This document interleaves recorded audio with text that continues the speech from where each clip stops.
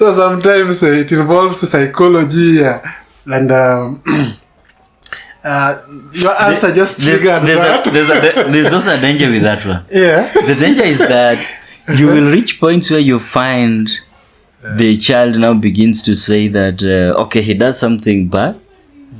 And then the kid begins telling you that, you know what, Daddy, I'm now getting to teen. Yeah. I'm now a big man. Yeah. So, but you know, he's telling you, he's doing something wrong, but he's now telling you that I know what I'm doing. Uh-huh. So don't tell me. But that's a huge challenge, because being a father, it's not a similar script. Yeah.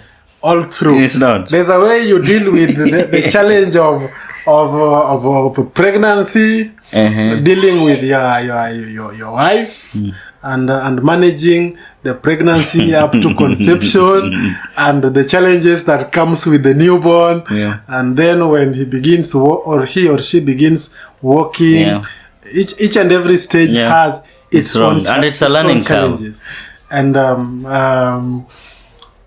coming to that, when you became a father, were you prepared enough to handle being a father? Or the moment you are told, I'm expecting your child, or I'm pregnant, or you are going to be a dad. First, how did that make you feel? I think that for me, being a person, I'm a little bit of a hands-on person.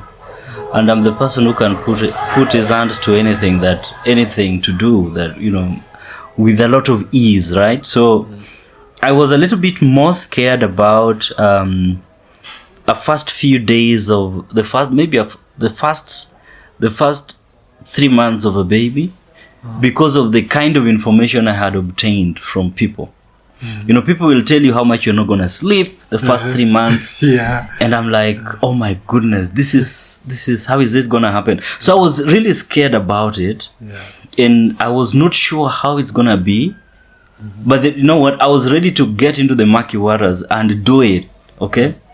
So when we got into just having a beautiful boy, and it all started, I mean, it was just there. Things were just happening. There was, I was doing it, changing diapers, changing clothes, and it was beautiful. You are learning in between. Where the kid wakes up at night, you are able to hold him up and help the mother, and it gets exciting when you see it as an opportunity for you to do any other thing that you've never done and to learn out of it. Then within a very short time, you realize that 3 months is over. 6 months is over. 1 year is over. 2 years is over. The kid is going to school. You need to drop. And so each of these stages, you also need to adapt and change as it comes. Are you getting me? So I think that there's nobody who really, I say in terms of preparation, you cannot prepare somebody well enough. All right? And sometimes, because you see, if I prepare somebody, I will tell you my experience, which is totally different from what you're likely to experience. I might tell you that you're not going to sleep, and yet your baby might be a calm baby who will make you sleep through the whole night. All right? I might tell you maybe my baby was one who is calm, and then you end up having this one who sleeps during the day, and at night she is awake. It's party time. It's party time, and man, you got to sit on that.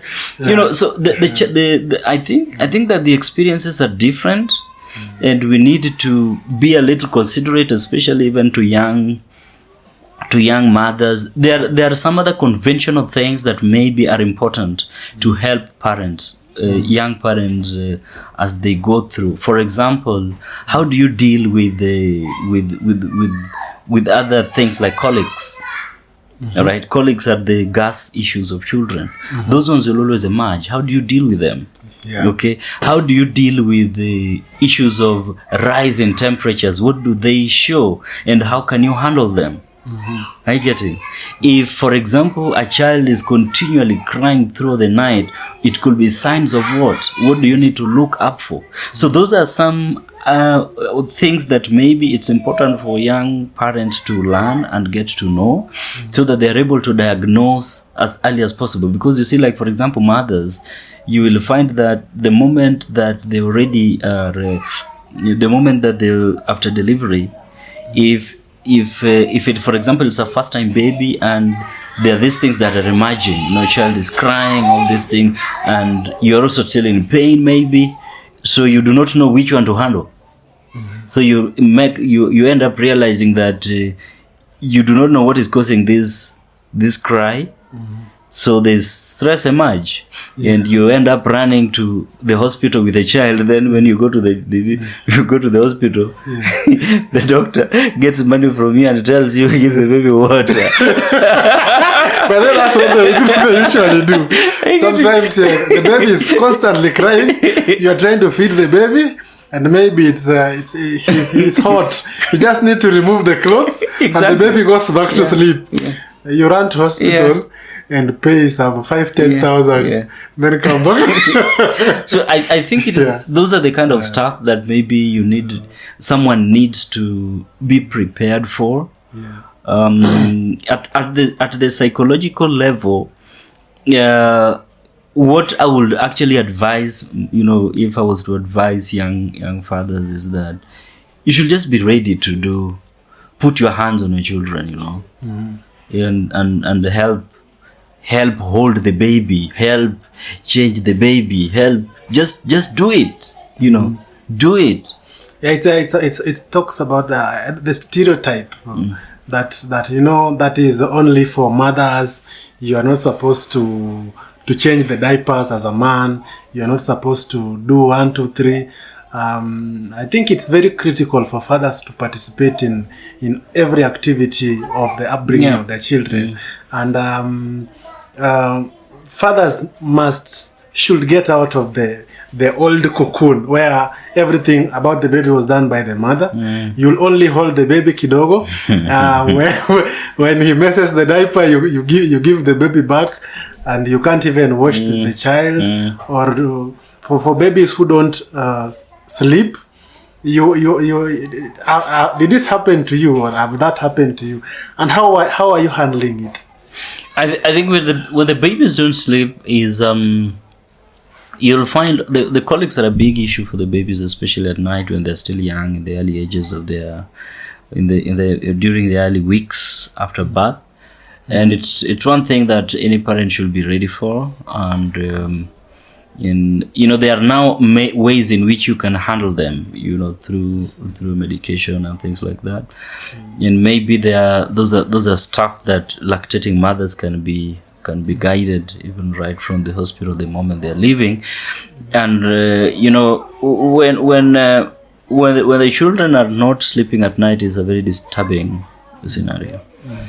Because at that time you'll find that if you're a working father, you've been given just about 2 weeks of paternity leave, and that period you're excited about the child, yes, but then when the baby is crying at night, also even you will not be able to sleep. It's weighing you down. It's weighing you down. So it's a season that comes that I think should just be approached by both partners in as a coalition. All right, as a coalition, they just need to handle it, because it's a short time. It's not gonna last. After maybe about 3 months, the baby will have already stabilized, and all will be well. Yeah. Some say when one is sleeping, the other one is walking with the baby. well after 1 hour. Well, that one happens. That one happens, and sometimes you find that you as the father, you might really do nothing. Because even however much you hold the baby, you might not be of help. Because the baby might want to be lactate more. So it's sometimes, yes, you can walk around, with the baby and swing the baby to make him and create some music. Yeah. A characteristic music that when the baby hears, he begins to sleep. Yeah, like. Yeah, but other times, if in scenarios where there's nothing you can do, he just you hand it over and sit back as you and what you cheer. You keep the conversation. It's called moral support. Exactly. Yeah, so.